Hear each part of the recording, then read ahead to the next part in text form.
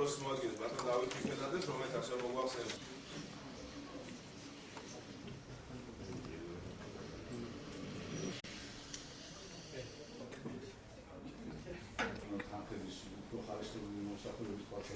ვისაც ჩვენ უნდა მივხედოთ და მეცნიერული პრობლემა იქნება წარმოადგინოს ფორმა ან თუ დაზღვეულია ის მას უნდა მივხედოთ სადაზღვევო პაკეტში არც საქართველოს ჯანდაცვის სამინისტროს არც დაზღვევის აღარ თანხებს და ისეთ შემთხვევაში შესაძაც ეს რეცეპტის გარეშე გაყიდული წამალი გარკვეულად არის იმ ადმინისტრაციული აქტების დარღვევა, რომელიც საქართველოში მოქმედებს.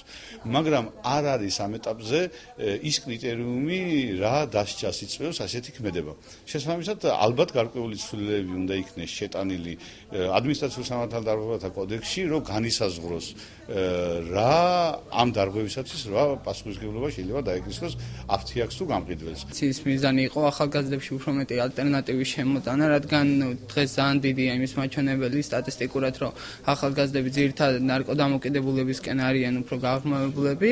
დღევანდელ კონფერენციაზე იყო ასევე წარდგენილი შემოქმედებითი საღამო, პოეზიის საღამო, ასევე ტრადიციული სამოსელის პრეზენტაცია ჰქონდათ შესაბამის ორგანოებს და ასევე იყო სტუმრების წარმოადგენები კომპეტენტური ადამიანები ჯანდაცვის სამინისტროდან. შეხვედრა იყო ისეთ თემაზე, რომელიც არის ძალიან აქტუალური, ამიტომ ვფიქრობ, რომ ასეთი ღონისძიებების ჩატარება ძალიან საჭიროა. მე პირადად წავიკითხე ლექსი და დავანახე ამით ის თუ როგორ უნდა იქცეოდეს ყოველი ადამიანი.